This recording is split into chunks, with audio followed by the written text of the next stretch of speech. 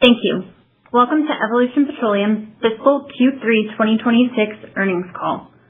I'm joined today by Kelly Lloyd, President and Chief Executive Officer, Mark Bunch, Chief Operating Officer, and Ryan Stash, Senior Vice President, Chief Financial Officer, and Treasurer.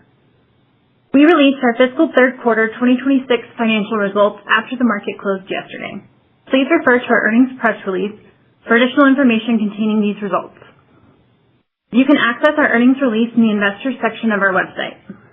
Please note that any statements and information provided in today's call speak only as of today's date, May 13, 2026, and any time-sensitive information may not be accurate at a later date. Our discussion today will contain forward-looking statements of management's beliefs and assumptions based on currently available information. These forward-looking statements are subject to the risks, assumptions, and uncertainties as described in our SEC filings. Actual results may differ materially from those expected. We undertake no obligation to update any forward-looking statements. During today's call, we may discuss certain non-GAAP financial measures, including adjusted EBITDA and adjusted net income. Reconciliations to the most directly comparable GAAP measures are included in our earnings release. Kelly will begin with opening remarks, followed by Mark with an operational update, and then Ryan will review the financial results. After our prepared comments, the management team will open the call for questions. As a reminder, this conference call is being recorded. If you wish to listen to a webcast replay of today's call, it will be available on the Investors section of our website. With that, I will turn the call over to Kelly. Thank you, Brandy, and good morning, everyone. Before walking through the quarter, I want to step back and provide some context on where we are as a company and how we're thinking about the path forward. Over the last 7 years, we have deliberately reshaped Evolution's portfolio, expanding beyond our legacy asset base into a more diversified, capital-efficient platform designed to generate durable free cash flow through commodity cycles. That has meant adding long-life, low-decline assets such as Jonah and Barnett, expanding our non-operating working interest base through acquisitions like Tex-Mex, and most recently, building a minerals and royalty platform that we believe can become a durable and growing component of our portfolio. The common thread across these decisions is the same: building a business with long-life assets, modest capital requirements, sustainable free cash flow, and the ability to support our dividend while compounding per-share value over time. That is the framework through which we evaluate every capital allocation decision, and it is the lens through which I would encourage investors to evaluate our results, including in quarters like this one, where reported results were impacted by items that do not reflect the underlying earnings power of the business. With that context, let me address the fiscal third quarter directly. This was a more challenging period than the second quarter, and I want to be transparent about what drove the variance. A combination of isolated and largely non-operational items weighed on our reported results, including regional natural gas pricing dislocations that impacted realized prices at Jonah and Barnett, a $1.2 million one-time prior period transportation adjustment at Delhi related to changes made by the operator dating back to 2024, and weather-related production disruptions across multiple fields during the January ice storms. These are not structural issues. They don't reflect any change in the underlying quality of our assets or our cost structure or our strategy. These were largely timing-related and one-time in nature, and we expect underlying performance to normalize as they roll off. Setting those items aside, what stands out to me is how the portfolio held up despite those headwinds. Production was essentially flat year over year at 6,700 BOE per day, a result we view as a meaningful sign of resilience given the level of weather-related disruption and downtime we experienced in the quarter. Contributions from our new acquisitions helped offset downtime and natural declines at certain assets, which is exactly the kind of portfolio-level stability we have been working to build. This reflects the benefits of diversification across assets, commodities, and operating partners. That diversification is not accidental. It is the direct result of the capital allocation discipline we have applied consistently over multiple years. On our mineral and royalty program, We continued to make progress during the quarter. We completed 2 additional Louisiana mineral and royalty acquisitions targeting the Haynesville and Bossier shales, bringing the total consideration for our Louisiana minerals to approximately $5 million. These assets are being actively developed by operators in the area. Wells are being drilled and completed, and we expect contributions from these positions to begin building as that activity translates into production. All of that to say, the financial contribution from our minerals platform is still in early stages. However, the activity we see from operators gives us confidence that the production ramp we underwrote when we made these acquisitions is right on track. We will provide more specific updates as those results come through. As we move into the fiscal fourth quarter, we expect the picture to look meaningfully different. The prior period Delhi adjustment is behind us. The February gas dislocation at Jonah was a singular weather event. Differentials are returning to more normal levels. The Tex-Mex workover program is in its final phase, and we expect that asset to be a more meaningful contributor as that work is completed. The combination of these factors, alongside the continued ramp of our minerals and royalty assets, gives us confidence that the fourth quarter will better reflect the underlying earnings power of this business. We expect to generate robust cash flow in the fourth quarter and beyond, which reinforces our continued confidence in the dividend. In addition, we believe the current commodity price environment provides incremental upside from here. On May 11th, our board declared our 51st consecutive quarterly dividend and 16th consecutive dividend at 12 cents per share, a milestone that reflects the durability of our underlying cash generation across a range of commodity environments. Our capital allocation framework has not changed. Protect the balance sheet, support a dividend we believe is sustainable through cycles, and deploy capital where we see compelling risk-adjusted returns. As always, dividends are paid at levels that are meant to be sustainable given the current outlook for multiple years to come. This portfolio has always been designed to withstand any ill effects of the odd, difficult quarter, and it is this same framework that gives us confidence in what we expect to be a strong finish to fiscal 2026. Before I hand it over to Mark for more detail on our operations, I want to leave you with one final thought. Looking at the broader picture for commodity prices, in March of 2026, WTI oil prices reached their highest levels since 2022 and remain at elevated, although highly backwardated, risk premium levels. The significant increase in forward oil commodity prices as of March 31st resulted in an unrealized loss on the mark-to-market value of our hedges for the quarter. Additionally, the large non-cash loss associated with unrealized hedge losses was based off of a crude oil strip at the end of March where spot prices for WTI were over $100 per barrel. No one knows where WTI will be at 6/30/2026, but where we sit today, we think it is likely that the unrealized losses will show a reversal in the next quarter. Although our unrealized gains and losses on hedges will fluctuate as forward commodity prices change, I sometimes think that people forget that selling oil for higher prices than our hedges is a really good thing. The current oil price environment will provide incremental upside in the fourth quarter as we expect to benefit from the higher pricing to the extent that prices exceed our applicable oil hedges. Additionally, our NGLs, which are priced as a percentage of crude oil, remain unhedged and should receive the full benefit of pricing. As far as our natural gas hedges are concerned, we expect to realize a benefit as our hedges are priced at levels higher than current strip pricing. With that, I'll turn the call over to Mark. Thank you, Kelly, and good morning, everyone. I will focus my remarks on key operational highlights from the quarter and encourage listeners to review our earnings press release and filings for additional details across our asset base. Overall, our operations continue to demonstrate steady base performance across the portfolio during the quarter. The results were impacted by the weather-related disruptions and one-time items Kelly described. Now on to our assets. At our Haynesville and Bossier shales, we continue to build scale and are prioritizing value on wells that are either currently producing or expected to be producing within 1 year of purchase. To that end, we expect 23 wells to be brought online and meaningfully contribute to revenue and cash flow in the fiscal fourth quarter.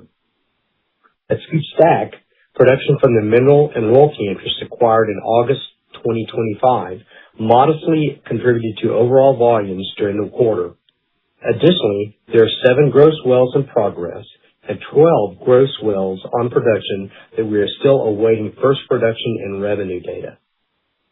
At Chaveroo, production increased year over year, reflecting the benefit of wells brought online over the past 12 months.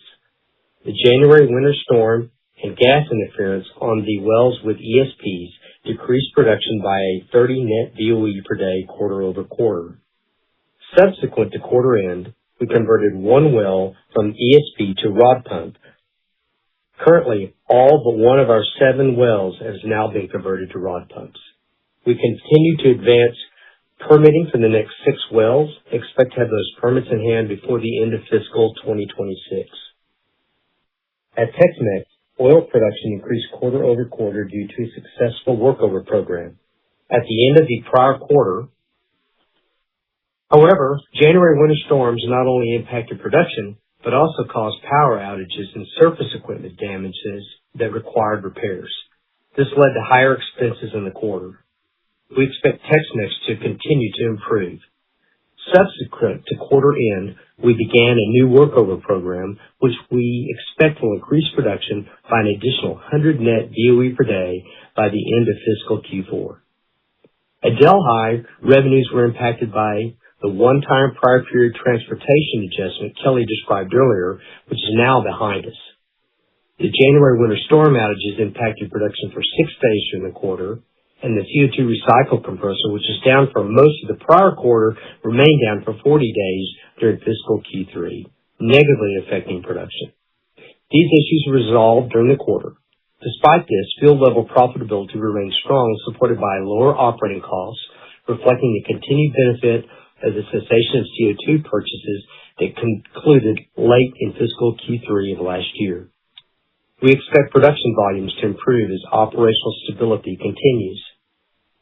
At Barnett, quarterly production was heavily impacted by the winter storm as well, resulting in a decline of approximately 160 BOE per day. The impacts carried into February and restored by March. Across the portfolio, production was heavily impacted by the January winter storm and other downtime, accounting for over 300 net BOE per day. However, these have been resolved during the quarter, and we remain focused on maintaining operational flexibility, optimizing our cost structure, and deploying capital where returns are most attractive. With that, I will turn it over to Ryan. Thank you, Mark, and good morning, everyone. As Brandy mentioned earlier, we released our earnings yesterday, which contains more information on our results. For today, I'd like to go through our fiscal third quarter financial highlights. In fiscal Q3, we had total revenues of $20.2 million, down 11% year over year. The decrease in revenues was primarily driven by an 11% decline in average realized equivalent prices, partially offset by a slight increase in production volumes. The decline in pricing reflected regional natural gas pricing dislocations at Jonah and Barnett during the quarter, but especially in the month of February, as well as $1.2 million in one-time prior period transportation adjustments at Delhi related to a new marketing contract entered into by the operator and dating back to December 2024. Net loss for the quarter was $8.9 million, or 26 cents per diluted share, compared to a net loss of $2.2 million, or 7 cents per diluted share in the year-ago period. This quarter was negatively impacted by $7.6 million in unrealized hedge losses due to the spike in crude oil prices with the war in Iran. Excluding the impact of selected items, including the unrealized hedge losses, adjusted net loss for the quarter was $2.9 million, compared to $0.8 million in adjusted net income in the year-ago period. Adjusted EBITDA was $3.1 million, compared to $7.4 million in the prior year quarter, reflecting lower revenues due to historically unfavorable differentials, production downtime at many of our assets, and realized losses on derivative contracts. More specifically, as it relates to differentials, in Jonah, the winter differentials were the worst since we have owned the asset and the lowest in the past 10 years due to the warmest winter on record for the West Coast. Going forward, we would expect differentials at Jonah and our other natural gas assets to return to more historical levels. We estimate that the winter differentials negatively impacted our realized price per BOE by approximately $3.39 as compared to the prior year period. Lease operating expenses improved to $13 million or $21.49 per BOE compared to $22.32 per BOE in the prior year quarter. The decrease was primarily driven by reduced ad valorem taxes at Barnett Shale and the continued benefit of the cessation of CO2 purchases at Delhi, partially offset by the addition of the Tex-Mex properties and incremental workover activity during the quarter. The addition of our royalty assets in Oklahoma and Louisiana have also contributed to higher margins and lower operating costs for our asset base. On the hedging front, we have continued to add additional hedges to comply with our credit facility covenants. Our ongoing goal remains to reduce downside commodity price risk and protect cash flow for our shareholder return strategy while preserving the maximum potential upside. This strategy can result in realized and unrealized losses on our hedges in some periods, such as the current quarter, but benefit us in other periods and will provide more predictable and stable cash flows over time. Turning to the balance sheet, as of March 31st, 2026, cash on hand totaled $2.6 million. Borrowings under our credit facility stood at $56.5 million, with $0.8 million in letters of credit outstanding. Total liquidity, including cash and available borrowing capacity, was approximately $10.3 million, providing us with the flexibility to support our ongoing operations, capital allocation priorities, and selective growth initiatives. During the quarter, we paid dividends totaling $4.3 million.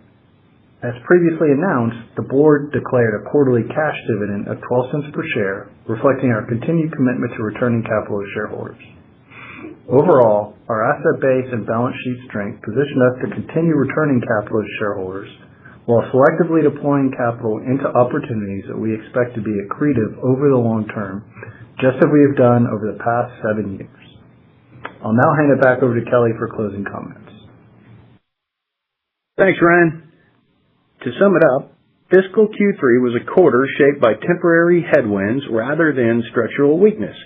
The portfolio held up well at the asset level. Our minerals and royalty strategy continued to advance, and we maintained the dividend for the 51st consecutive quarter, which we believe speaks to the durability of our underlying cash flow. As these one-time items roll off and our recent acquisitions contribute more fully, we expect our results to better reflect the earnings power we have built in this business in the fiscal Q4 and thereafter. We look forward to updating you on our progress. With that, I'll turn it over to the operator to begin the Q&A session. Thank you.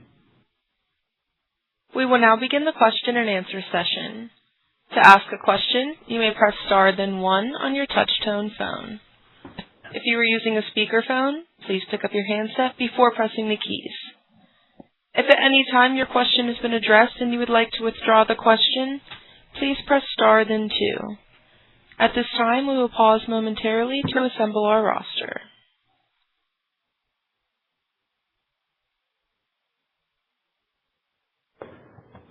Our first question comes from Jeff Robertson with Water Tower Research. Please go ahead. Thank you. Good morning.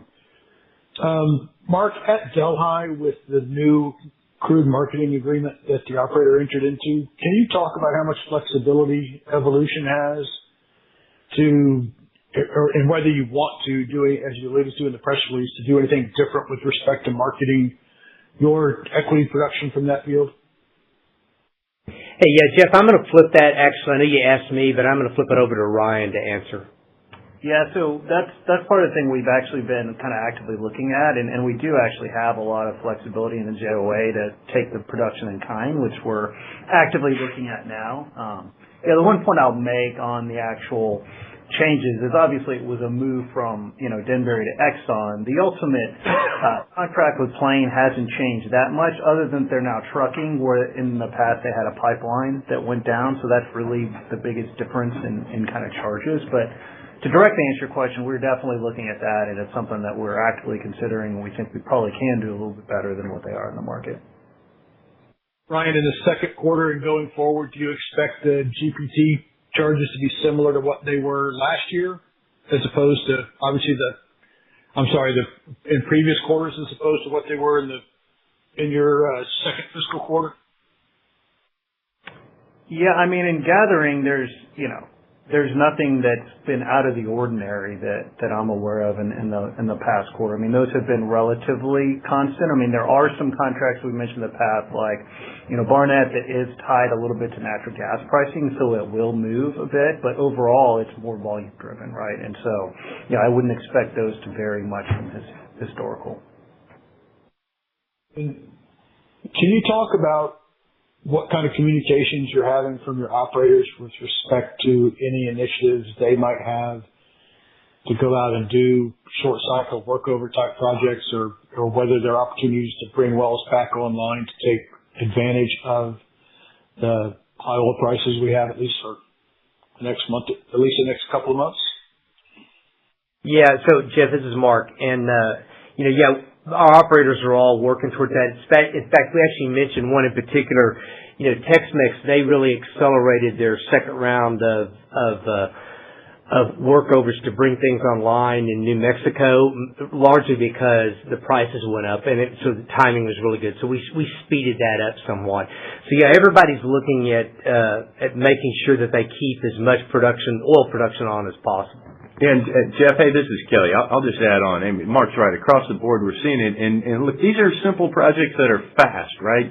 Drilling takes longer to get on production, but if you do a workover that takes, a week and things are back up producing, I mean, we evaluate these. I mean, these are very, very high return projects that can get done quickly and can be meaningful. So we've seen a lot of guys try to do that as much as they can. In Hamilton Dome, you're seeing activity increase. Really across the board. So, and then lastly, before getting back in the queue, Kelly, can you speak to the state of both the non-op market and the minerals market, just given the volatility in commodity prices and what that means for trying to value transactions? Yeah, it's interesting on the non-op side. It's, I would almost argue it's kind of a dearth of availability. Like there isn't a whole lot that we've seen out there. On the mineral side, again, working with some folks that we, have a whole lot of confidence and trust in, we've been able to do sort of, I don't know if you want to call it bespoke, but deals we put together and along with them and go execute on. So, and minerals just, in general, especially when you're able to build them in little onesies and twosies like we have been, they're more liquid and we can find real dislocations and opportunities, which, like I said, we and the folks we're working with have been doing a great job of finding those, and we expect to see that continuing. There will be a flip, but, at some point, the non-op will come back in vogue and we'll start seeing better returns. But when you only have a couple deals and a bunch of people bidding on them, it just hasn't, in the last couple of quarters, it really hasn't been super attractive.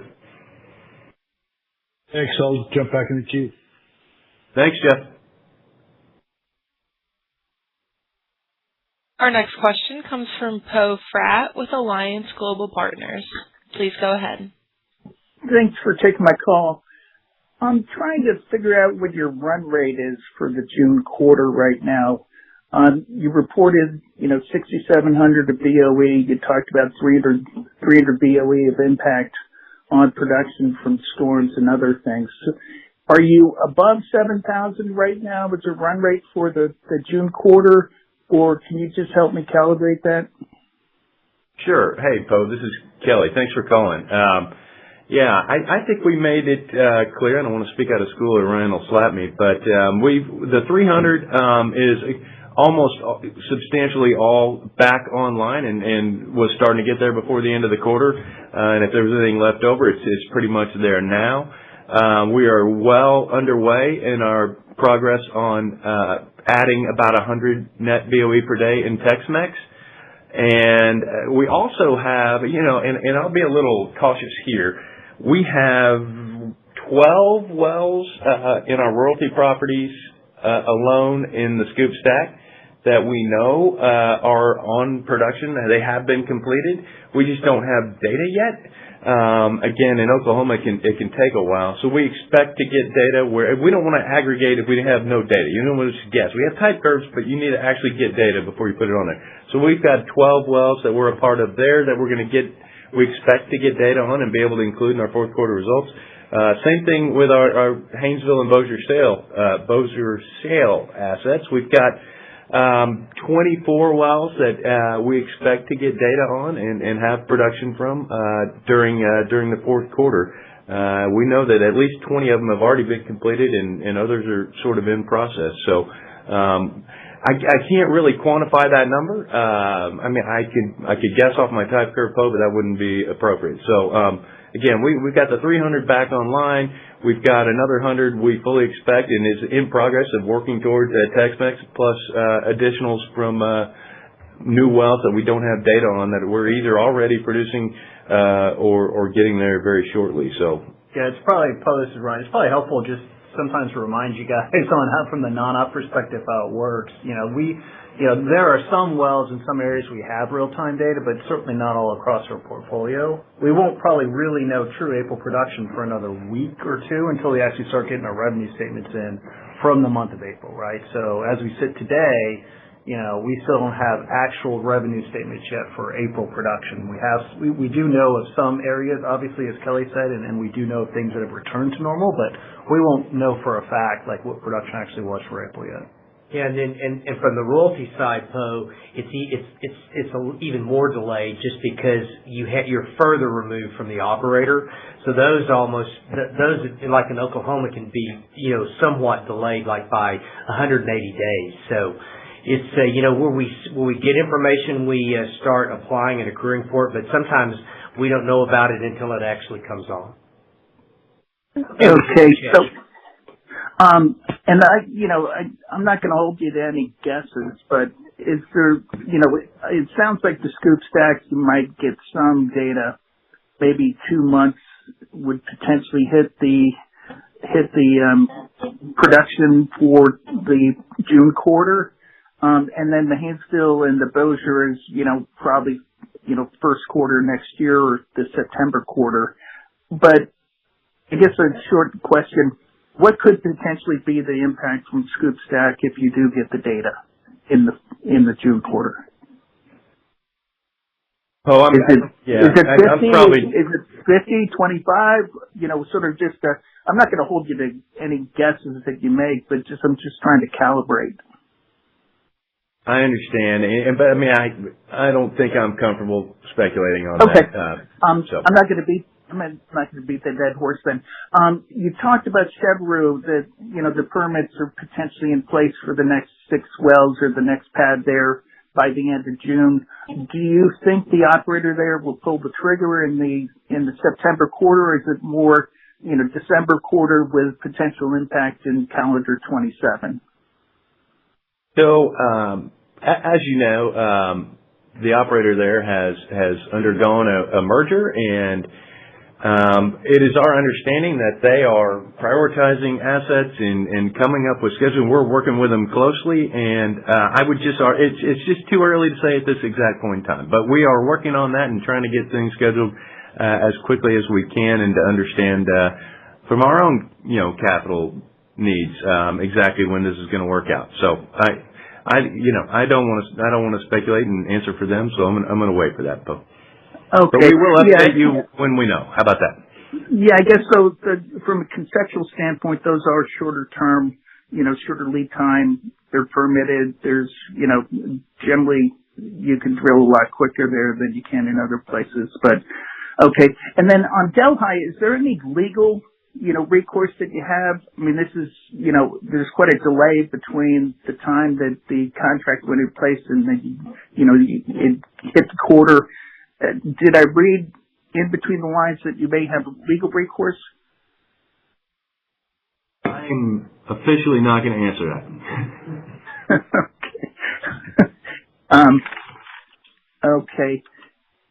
I think that's it. Thank you. I appreciate it. Thanks. Really appreciate it, folks. Thanks. Our next question comes from John Blair with Ascend Wealth Advisors. Please go ahead. Thanks. There's no L in there. That's Christmas time. Thank you. It's Bear, P-A-I-R. Thanks. Appreciate you taking my call, and you touched on a number of aspects of my questions. Is it fair to say that you add back, I mean, this was a quarter, pardon the pun, but a really perfect storm, right? All five of your areas impacted here. Your comments are that the flow rates are back, and so I'm just wondering, was there any impact that is known as to flow rates or any reservoir damage, anything like that while these wells were shut in? No, there weren't any damages. This is the typical thing we have happen in the wintertime when we have bad weather. So, pardon me, getting over a cold, but, we do it, like typically we see at Barnett, which is, it's the one that's slowest to come back, but it comes back. It just takes it a few weeks to get back, up to full rate. I mean, yeah, and back to your perfect storm, we had one area where a lightning strike blew up a tank battery, right? I mean, yeah. Again, all covered by insurance, all fixed, but, caused downtime for sure. And then one thing, John, and this is Kelly, by the way, thanks for calling. On the West Coast, we talk about some of the impacts of differentials from our, Jonah gas and how far from normal it was. I mean, Ryan talked about it a little bit. I mean, once in 100 years plus kind of winter. What did they draw on the West Coast for gas, Ryan? I mean, it was probably about 60, 65 BCF, which is, pretty much the lowest I can find for a long period of time, right? I recall, right, I was going to say that it went the other way, I think, not long after you purchased that property. Sure. So that was kind of another follow-on question I was going to say. Okay, so you got impacted because of warmer winter, but if it's a more hotter or more severe summer and there's higher demand, then this could flip the other way. Is that a fair way of looking at it? Yeah, for sure. So Ryan and I were doing some research on this. On the West Coast, right? It's not just California. Let's look at the whole West Coast. When you have a good snowpack, right? A nice, wet, cold winter, in the summer months when it's hot, you get a lot of hydro. Hydro is the cheapest, best, easiest way for them to generate electricity. And it can be, in a wet, cold winter, it can be up to 50% of the power in some of those areas. When you have no snowpack, essentially, and you're expecting no hydro, Ryan, I think your research showed it can use an extra 1.1 plus kind of BCF a day of natural gas usage. So there will be a bounce back effect that's to our favor on this during the summer. Yeah, no, we think there's definitely potential for, the differentials that we see right now in the summer months might be overstating kind of the potential, high storage that we're going into right now in the injection season. So, with kind of a normal to warm summer, although snowpack, could set up for hopefully a little bit better demand on the summer cooling. Yeah, from what we're seeing out there now, California's in a pretty bad state, given they have to import just about everything, it seems, whether it's energy from Asia, since they've run off the industry internally, their water and their electric. So they're kind of in a bad spot there, as far as I'm. Yeah, and I see it. we talk about elevated storage there. I mean, honestly, they have so few days of coverage. I mean, it just happened this particular winter. There was no sort of gas-on-gas competition because they didn't hardly use any gas. So it goes away and switches very quickly. It's very light storage relative to usage there. As a matter of fact, I would say out of all the regions of the country, it has the least sort of storage relative to usage. So yeah, I mean, they've got around, assuming they wouldn't inject, which they will, they've got generally 30 days or less of storage based on typical demand out there, which is very low. They've also had storage come out of the system, right, over the past 5 years, which has kind of increased the volatility. As you mentioned, John, I mean, we're not benefiting from this winter, but we've definitely been a beneficiary of winter pricing due to this volatility since we own the asset. So we can't complain that much. Going back to Delhi for just a moment, is there any anticipation that CO2 purchases will need to be resumed or ramped up anytime soon that could be impactful? John, this is Mark, and no, they don't have any plans currently to purchase any additional CO2. And honestly, with the reservoir work that we've done, we actually think CO2 utilization is probably improved by dropping the amount of CO2 that's being put in the system. So we don't have any disagreements with it, and it helps our operating costs.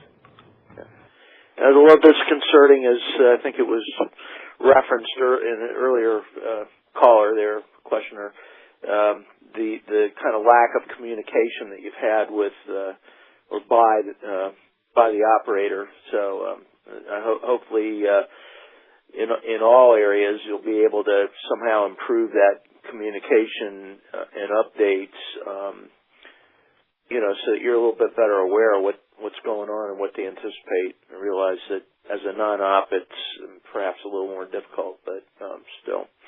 Well, John, just FYI on that, so we really actually have a very good relationship with Exxon, in my opinion. I've worked with Exxon before, and it's tough because they're a big company, and sure. Big companies do different things differently. But we actually have a good relationship with them, I think, and they do talk to us. It's just they've had some difficult maintenance issues going on, and we treat them pretty much like the rest of our partners, and actually, I'd say they're definitely not the worst. So that's which is a big plus because I was kind of afraid they could have been. But we've been really happy with them, what they're doing. Okay, well that's good to hear, and I suppose that this field is kind of somewhat off their radar in the grand scheme of things for their size and so forth. So, well, thanks very much for taking the calls. Thanks, John. Okay. Bye.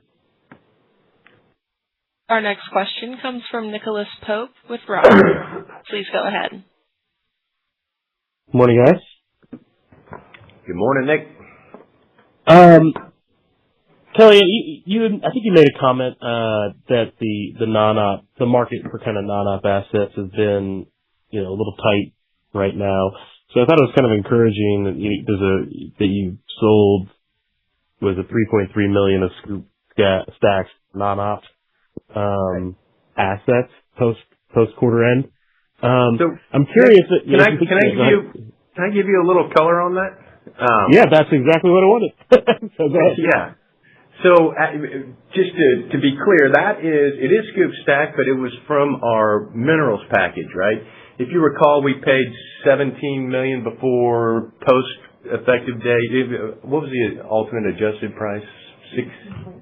$16.1 million for that package of royalties. But when you factor in the difference between effective date and closing date cash flows, and we placed the vast majority of that on all the stuff we kept, right? There were some locations that were, they could absolutely be viable home run candidates, but they were further out in time. And so when we put most of our valuation work, we front loaded that. So if you take that evaluation, which again we think has borne out to be a very good high return project at 16.1, if you knock another 3.25, 3.3 off of that, it's an absolute home run. And so what do you do with that capital? Well, you go try to redeploy it, right? Sort of high grade that portfolio from stuff that again we think is good, it has value. Clearly, we sold it, but into stuff that is going to be completed, in our opinion, more near term and begin to add cash flows in the near term. So that was the sort of process behind that. Let's see if we can put some of these potentially longer dated to be completed stuff, flip that into stuff that we think is going to be more nearer term at also very attractive rates which we were buying it. So that was the process there, Nick. I mean, I think it makes total sense. I mean, I think y'all been active in the past with divestitures, and it sounds like maybe the non-op market is a bit of a seller's market right now, just with the how quickly commodity prices have moved. Is there other opportunities? I mean, is that something, I know you're always active, kind of looking at your own assets and high grade and stuff. I mean, is there other opportunities you think might be possible to divest here in the near term with some non-op stuff? There are, for sure, yes. There are a couple that I would say, need to sort of be seasoned a little more, but that could be very impactful. And then there's always little stuff on the margin that you could flip around with. So, if I were modeling, I probably wouldn't account for it, but it would call that, as the Cajuns say, lagniappe, right? Got it. All right, Kelly. I appreciate the time. Thanks for the question. Yeah. Thank you, Nick. Up next, we have a follow-up from Jeff Robertson with Water Tower Research. Please go ahead. Thank you. Ryan, on CapEx, do you have much visibility into the rest of calendar 26 from your operating partners? No, I mean, I think at this point, it's going to be probably we don't really on the Scoop Stack, which is the majority, as you know, kind of our CapEx other than Chavaroo. And at that, we're not getting a lot of drill schedules, unfortunately, from them. And we're seeing AFEs and activities, but we don't have a ton of insight there as to how much capital. So we're not budgeting much more than we've probably spent this year right now. We'll come out with our official kind of 27 budget here, probably on our next fiscal 27, that is, on our next call. But at this point, no, we haven't seen a lot of activity or that we would know of for really on the non-op side right now. I will say, as you know, obviously the activity we've talked about on the mineral side, I mean, that doesn't impact our capital budget, which is the nice thing about it. So all those wells coming on for Scoop Stack, are not going to impact our capital budget. Thank you. I guess into that note, the mineral interest production that you talk about that should come on near term should be a high margin addition to cash flow. Yep, absolutely. And, we're excited about it, but it's again, we're going to gain more info this quarter and even more going forward as we get more wells being completed over time. So again, very excited about that. Thank you. Our next question is a follow-up with John Baer from Ascend Wealth Advisors. Please go ahead. Thanks for taking the follow-up here. Just a quick question. Are you looking at any adjustments or any ways that you can, adjust your hedging program given the current elevated prices and whatever? Is there any way that you can kind of high grade that? And what my personal take is these prices, even if some solution to the Persian Gulf Straits of Hormuz thing was resolved, you got a long lead time to get all that cargo out of there. So I know the market response would probably try to reflect it, but given where we're at right now and all those uncertainties, are you looking at doing any high grading of that hedging program? Yeah, John, this is Ryan. So, unfortunately, in the near term, right, we definitely have looked at restructuring, but most of the restructuring opportunities would be things like converting our collars to swaps, which, isn't really that beneficial to create upside. Given where the prices are, it'd be too expensive to take a lot of those swaps out or just take them off. What we are doing is we've taken the opportunity to continue to start adding hedges in calendar 27, so we're able to get 70 plus, swaps and floors in some instances with higher collars. And so those prices into calendar 27 are pretty attractive, right? So to us, adding hedges out in the future at good prices is really what we're doing for the most part with this kind of spike. The other point I'd make is, while we do have, we're not completely hedged out on our crude, right? So we've still got, for this kind of our fiscal fourth quarter, at least 30% unhedged. On the crude side, all of our NGLs are unhedged, so we definitely have upside there from, the run and kind of the heavier parts of the barrel for the NGL. So we're still going to see some of that upside, as Kelly kind of mentioned in his comments, but, really near term, there's not a lot of restructuring opportunities. We're just going to take advantage of adding stuff at 27. Very good. I think one of the big takeaways from what's been going on is domestic production. I think globally you're going to be looking at more cautiously at where you source your crude from, right? So I think from that standpoint, being a domestic producer should be given a little bit of a premium, perhaps. I don't know, but just kind of food for thought there. So thanks again for taking the question. Hey, John, really appreciate your interest in your call, and we agree. Yeah, I think good old USA is the place to be. So. Yep. Very good.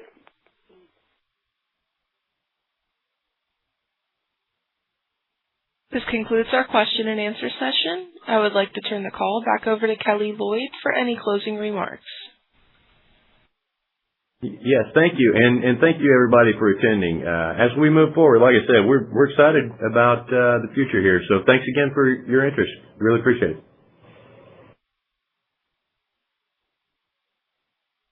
The conference is now concluded. Thank you for attending today's presentation. You may now disconnect.